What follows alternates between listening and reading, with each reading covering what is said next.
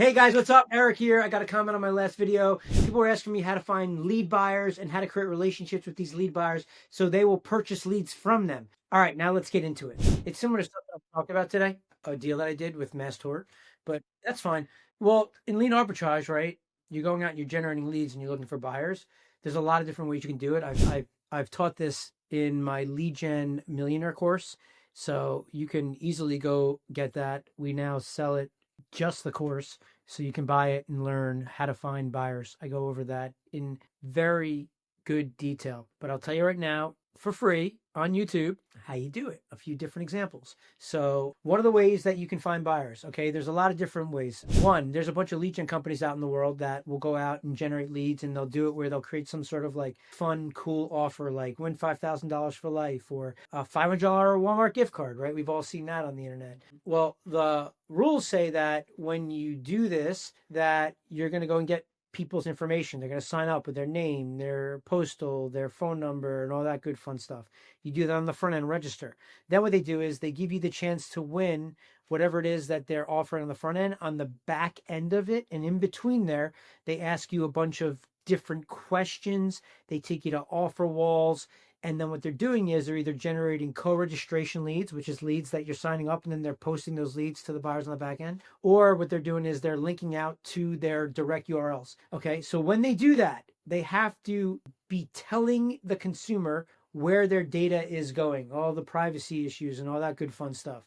So what you want to do is on those types of deals, you look in the disclaimer language. Usually there's something that says, when I click submit, I agree to allow you to use my email address and send me promotional emails, and you can call me, and you can use robodials and telemarketers and blah, blah, and we're going to share your data with this and that and blah, blah, blah.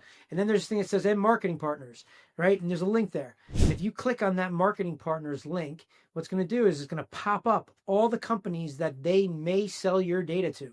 Those are all lead buyers. Those are all people buying leads from that one site as you go through and answer questions. Okay, so back to how you find buyers for leads. Okay, so when you do it, there's all these lead gen verticals, right? Senior living, solar, debt consolidation, payday loans, motor vehicle accidents, personal injury, student loan consolidation, coaches, people that are looking to teach you how to buy Facebook ads, any of them. Those are people that are buyers, right? People looking for new customers, right? So leads turn into customers. So if you go to them, and as I was explaining to you, right, we're talking about senior living, you can go to a place. Okay, there's on placeformom.com is a lead gen vertical for senior living. So if you go to placeformom.com, somewhere on that site, they're going to show you all of the senior living facilities that they are going to potentially sell those leads to. If you want to start a senior living facility lead gen program today, you can go and find all of them, right? A Place for Mom, Seniorly, Care.com, and then dance around on their sites. Somewhere on their sites, maybe down below, it'll show you their buyer network, their senior living network, and you will then see and get a list of hundreds, if not thousands of people that will be buying leads. I'll give you another trick that you can do where maybe we can post it on this video later if I give you some screenshots of things you can type in, but you can type in some phrases into Google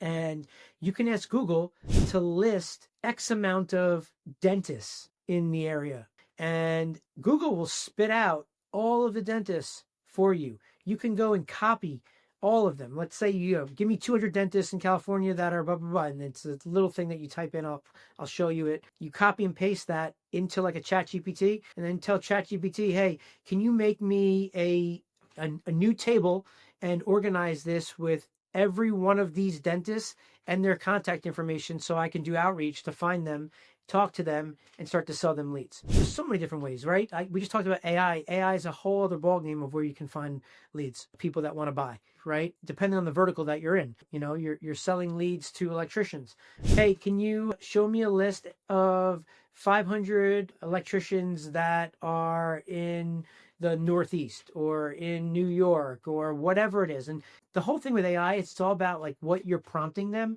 is what's so powerful. The prompts are powerful, right? It's like, that's why they say they're going to replace people. Maybe one day they will, but you still need the human person to ask the right question. And the coolest thing about AI of what you can do with this is if you don't know the right question, actually ask ChatGPT to tell you what the right question is to ask and then ask it, right? So it's like, hey, ChatGPT, I'm looking to find electricians in New York.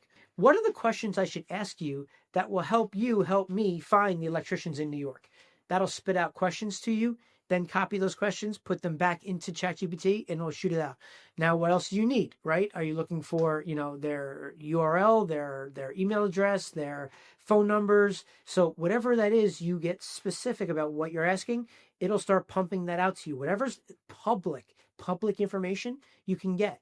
So that's another way you can find buyers, right? You could also go to LinkedIn. That's the business social network of the world, and start searching there. Another way you could do it is you can go to Facebook, right? There's tons of Facebook groups out in the marketplace today where you can go and join these Facebook groups to find buyers of these different niches.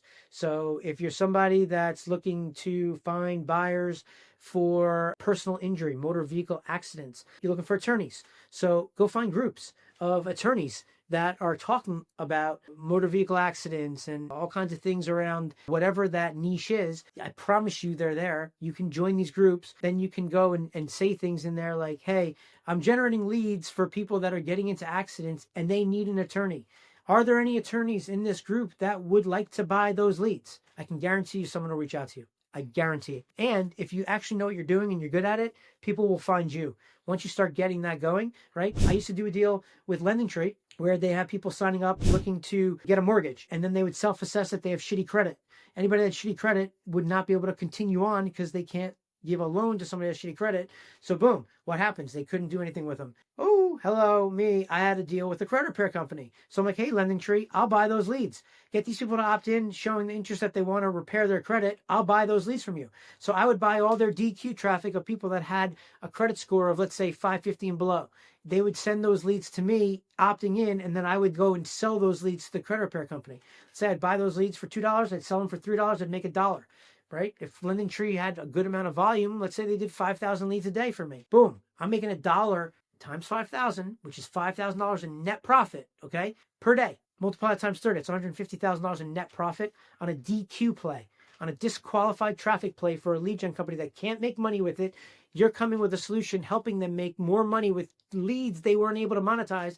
And then you're now turning around and arbitraging that by selling it to a credit repair company that wants those leads. They're qualified leads. They have intent. They want to take out a loan, but they can't because they have shitty credit. So they're definitely going to want to be motivated to fix their credit.